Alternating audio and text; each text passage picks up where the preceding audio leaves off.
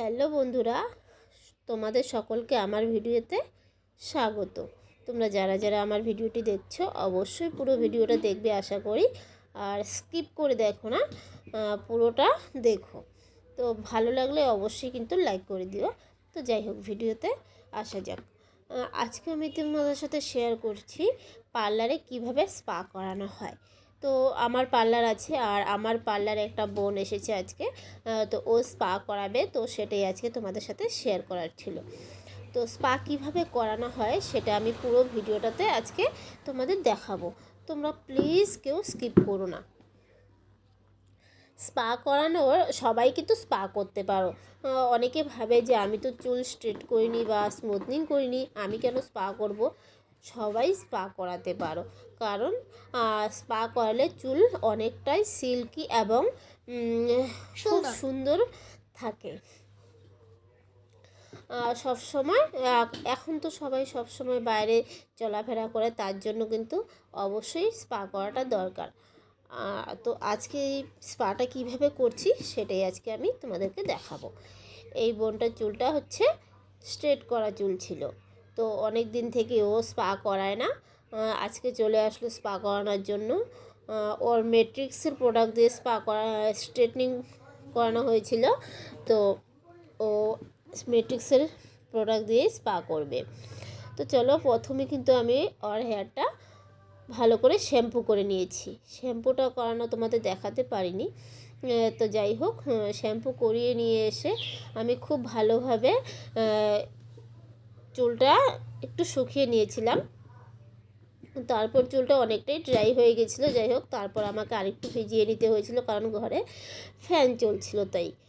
আর পুরো চুলটাকে 4 ভাগে ভাগ করে নিয়ে আর ক্রিমের সাথে আমি একটু দিয়ে দিয়েছি একটা হেয়ার ক্যাপসুল। সেটা তোমরা দেখতে পেয়েছিলে। সেটা হচ্ছে, তোমরা আবার কেউ ভেবো না যে হেয়ার ক্যাপসুল এটা আবার কী জিনিস। হ্যাঁ, হেয়ারেরও ভিটামিন ই ক্যাপসুল হয়ে থাকে, সেটা স্পা ক্রিমের সাথে এড করে আমি দিয়ে থাকি এবং খুব ভালো কাজ করে। এই ক্যাপসুলটা চুলকে প্রচুর পরিমাণে সিল্কি করে তোলে, এর জন্যে আমি এটা স্পা ক্রিমের সাথে মিশিয়ে দিয়ে থাকি। আবার মুখেরও কিন্তু ভিটামিন ই ক্যাপসুল হয়, সেটা ড্রাইনেস দূর করতে সেই ই ক্যাপসুলটি ব্যবহার করা হয়। তো যাই হোক, চুলেরও ভিটামিন ই ক্যাপসুল আছে, সেটাই আমি আজকে স্পা ক্রিমের সাথে মিশিয়ে ওর পুরো ক্রিমটা ভালো করে মিশিয়ে নিয়ে তারপর ওর চুলে অ্যাপ্লাই করে নিচ্ছি। পুরো চুলটাকে ভালো করে তোমাদের দেখানোর জন্য কিন্তু আমি ভিডিওটা একটু স্পিড করে দিয়েছি, নয়তো তোমরা অনেকটাই লেন্দি হয়ে যাবে ভিডিওটা, যার জন্য আমি স্পিড করে দিয়েছি। আর দেখো, পুরো চুলটা কিন্তু আমি একটু একটু করে সেকশন করে নিয়ে পুরো চুলে ক্রিম অ্যাপ্লাই করে দিচ্ছি।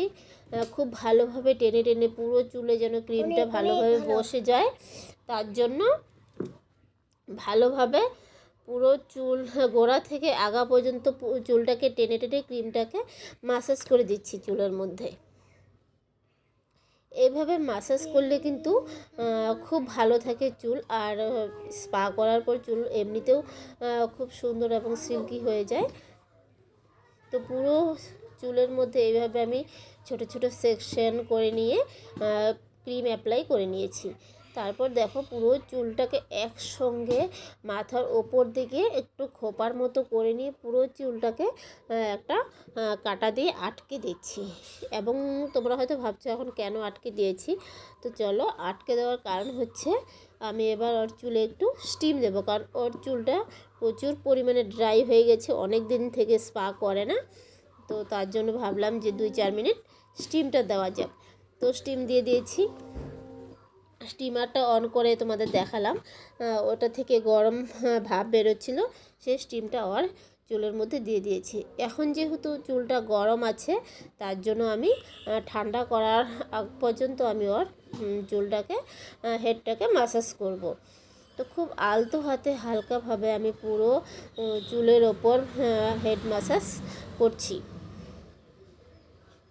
এভাবে মাসাজ করার পর পুরো চুলটাকে ভালোভাবে ঠান্ডা হতে দিতে হবে, তা না হলে কিন্তু আমি জল দিতে পারবো না, কারণ এখন ওয়াশ করাতে হবে জল দেওয়া যাবে না। তাই আমি পুরো চুলটাকে খুব ভালোভাবে ওয়াশ করে মাসাজ করে নিচ্ছি। মাসাজ করে নেওয়ার পর আমি পুরো চুলটাকে খুব ভালোভাবে ওয়াশ করে নিয়ে এসেছি। দেখো কত সুন্দর সিল্কি ভাব চলে এসে। ভিডিওটি ভালো লাগলে অবশ্যই কমেন্ট করো।